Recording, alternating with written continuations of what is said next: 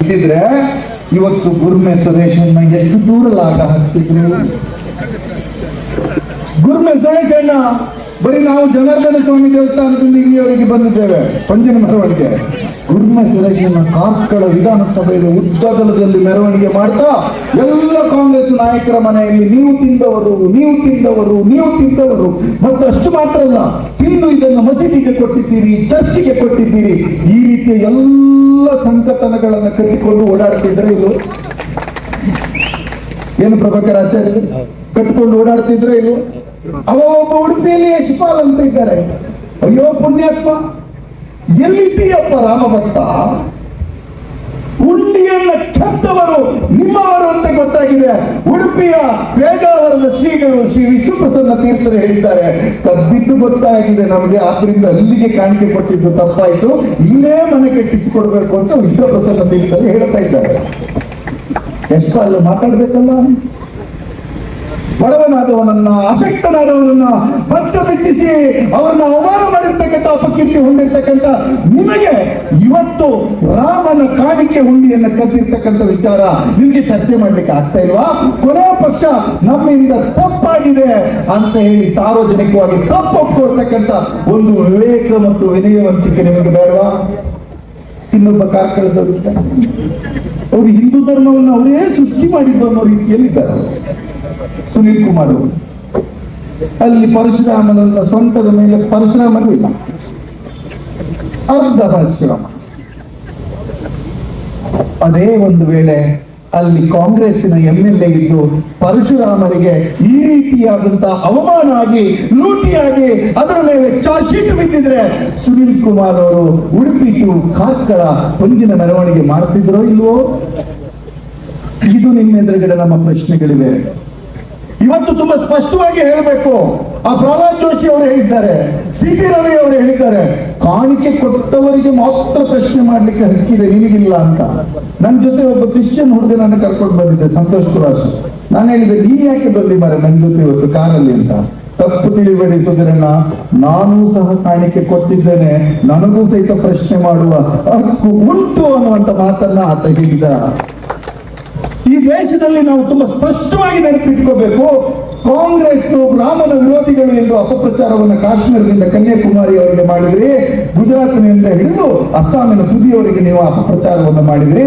ಕಾಂಗ್ರೆಸ್ ನೀವು ಪ್ರತಿಪಾದಿಸಿದಂತಹ ರಾಜಕೀಯ ಸಿದ್ಧಾಂತವನ್ನು ವಿರೋಧ ಮಾಡಿದ್ದೇ ಹೊರತು ರಾಮನ ಸಾಂಸ್ಕೃತಿಕವಾದಂತಹ ಧಾರ್ಮಿಕವಾದಂತಹ ಪೌರಾಣಿಕವಾದ ಅಸ್ತಿತ್ವವನ್ನ ಕಾಂಗ್ರೆಸ್ ಯಾವತ್ತೂ ಸಹಿತ ಅನುಮಾನಿಸಿಲ್ಲ, ಅವಮಾನಿಸಿಲ್ಲ ಎನ್ನುವ ಸ್ಪಷ್ಟತೆಯನ್ನು ನೀವು ಇಟ್ಕೋಬೇಕು. ನಾವಿವತ್ತು ಕಾರ್ಯಕ್ರಮದ ಮುಂಚೆ ಪ್ರಾರ್ಥನೆಯನ್ನು ಹಾಡಿಸಿದ್ರು ಸ್ನೇಹಿತರು. ತುಳಸಿದಾಸರು ಬರೆದಿದ್ದಲ್ಲ ಲಕ್ಷ್ಮೀ ಶಬ್ದಕ್ಕೆ, ರಘುಪತಿ ರಾಘವ ರಾಜ ರಾಮ್ ಪತೀತ ಪಾವನ ಸೀತಾರಾಮ್. ಸ್ವತಂತ್ರ ಹೋರಾಟದಲ್ಲಿ ಹಿಂದೂ ಮುಸಲ್ಮಾನರು ಒಟ್ಟಾಗಬೇಕು ಅನ್ನೋ ಸಂಕಲ್ಪವನ್ನು ಕೊಟ್ಟಿರ್ತಕ್ಕಂಥ ಕಾಂಗ್ರೆಸ್ನ ವೈಚಾರಿಕ ಭೂಮಿಕೆಯನ್ನು ವಿಸ್ತರಿಸಿರ್ತಕ್ಕಂಥ ಮಹಾತ್ಮ ಗಾಂಧಿ ಅವರು ಹೇಳಿದರು, ರಘುಪತಿ ರಾಘವ ರಾಜ ರಾಮ್ ಪತೀತ ಪಾವನ ಸೀತಾರಾಮ್, ಈಶ್ವರ ಅಲ್ಲ ತೇರೋ ನಾಮ್ ಸಬ್ಕೋ ಸನ್ಮತಿ ದೇ ಭಗವಾನ್ ಅಂತ ಕೇಳಿದ್ರು.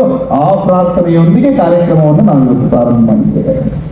ಸಬ್ಕೋ ಸನ್ಮತಿ, ಎಲ್ರಿಗೂ ಸನ್ಮತಿ ಇದೆ, ನಿಮಗೆ ಮಾತ್ರ ಸನ್ಮತಿ ಇಲ್ಲ. ರಾಮನ ಮಂದಿರಕ್ಕಾಗಿ ಹೋರಾಟವನ್ನು ಬಿಜೆಪಿಯವರು ಪ್ರಾರಂಭ ಮಾಡಿದ್ದಲ್ಲ, ಇವರು ಪ್ರಾರಂಭ ಮಾಡಿದ್ದು ಯಾವಾಗ ಅಂದ್ರೆ ಇವರಿಗೆ ಗೊತ್ತಿದ್ದು ಒಬ್ಬನೇ ರಾಮ, ರತ್ನಾಕರಣ್ಣ ಒಬ್ಬನೇ ರಾಮ ಇವರಿಗೆ ಗೊತ್ತಿದ್ದು. ಯಾವ ರಾಮ ಅಂದ್ರೆ ಗಾಂಧಿಯನ್ನ ಕೊಂದಂತಹ ನಾಥೂರಾಮ ಗೊತ್ತಿತ್ತು.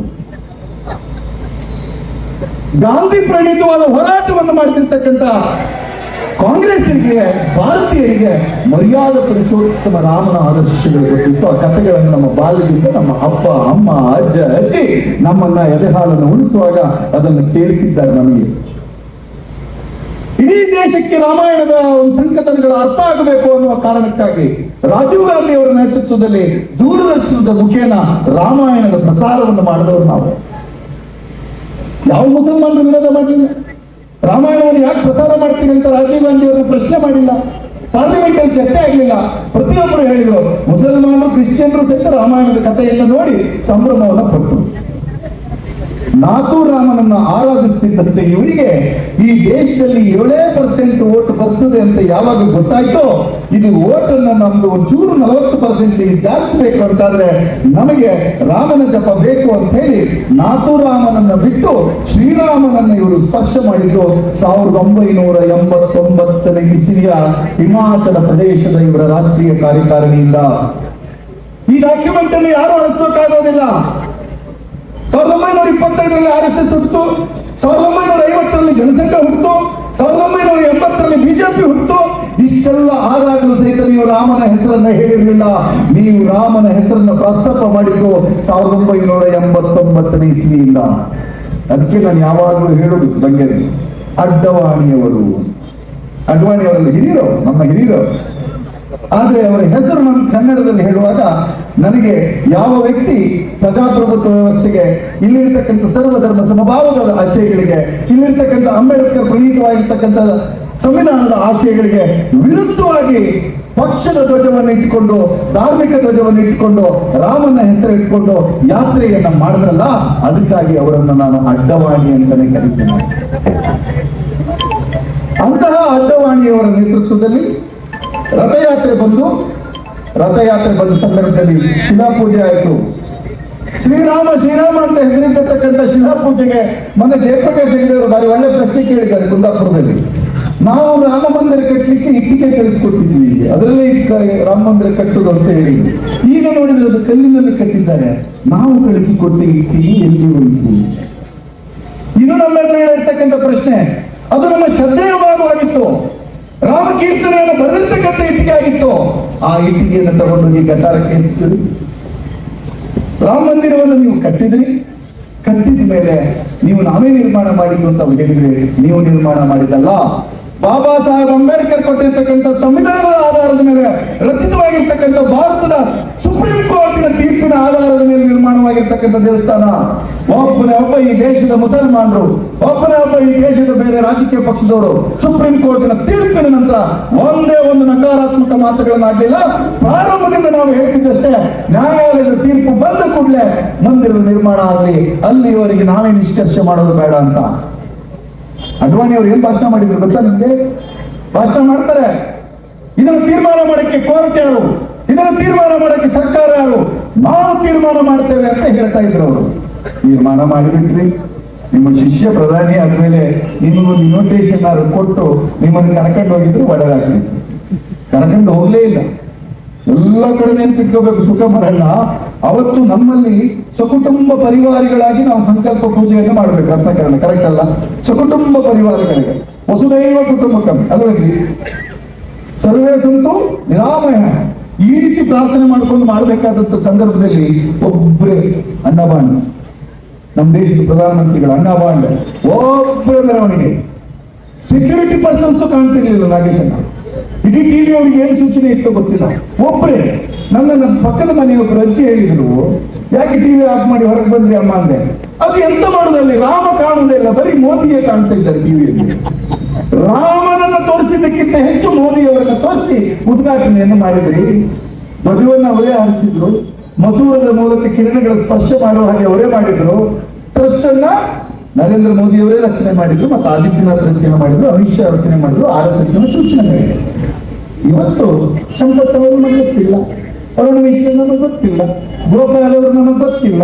ಅಯ್ಯೋ ದೇವರೇ, ಗಾಂಧಿಯನ್ನು ಕೊಂದ ನಾಥುರಾಮನ ಬಗ್ಗೆ ಹೀಗೆ ಹೇಳಿಕೊಂಡ್ರಿ ನೀವು.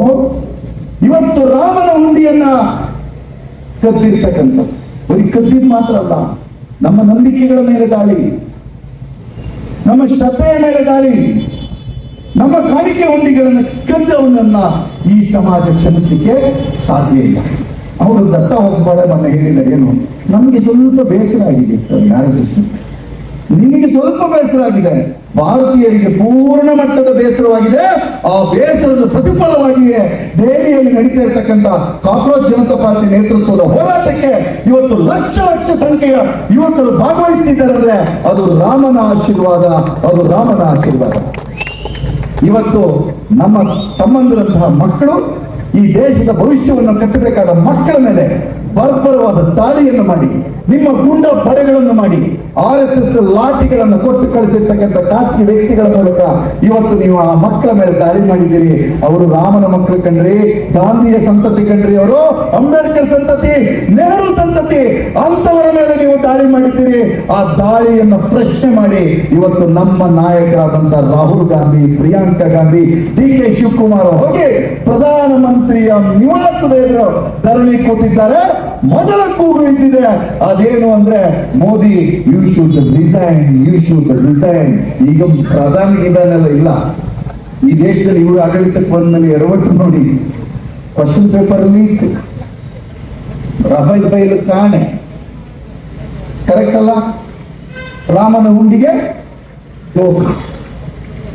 ಛೇ, ನಾಚಿಕೆ ಆಗ್ಬೇಕು.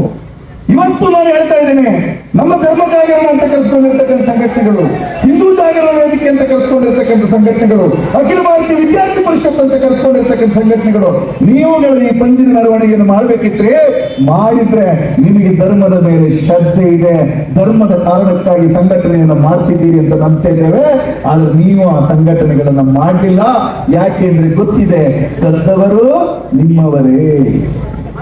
ಕದ್ದವರು ಯಾರು? ನಿಮ್ಮವರೇ.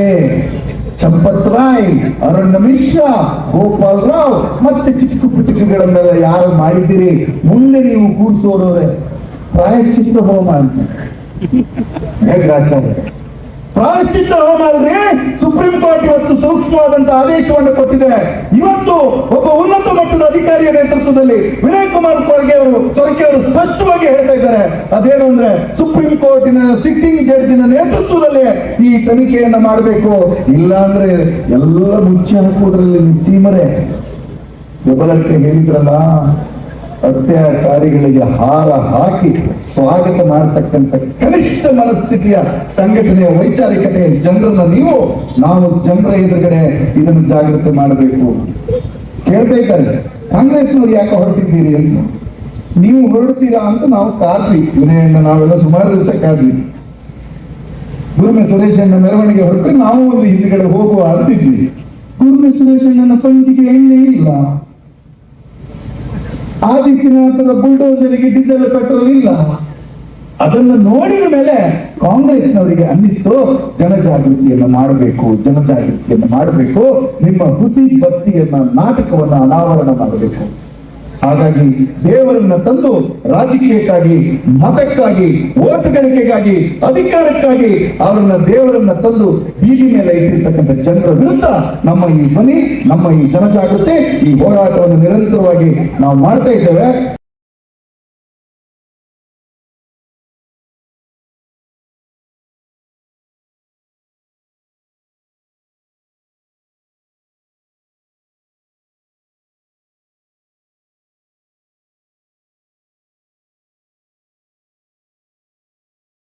ಈ ಒಂದು ದ್ವಂದ್ವ ಪ್ರತಿಭಟನೆಯಲ್ಲಿ ನಮ್ಮೊಟ್ಟಿಗೆ ಸಹಕಾರ ಕೊಟ್ಟಿರ್ತಕ್ಕಂಥದ್ದು, ಯಾಕೆ ಸಹಕಾರ ಕೊಟ್ಟಿರುವಂತದ್ದು ನಾವು ಇವತ್ತು ಕೇಳಬೇಕಾಗಿದೆ.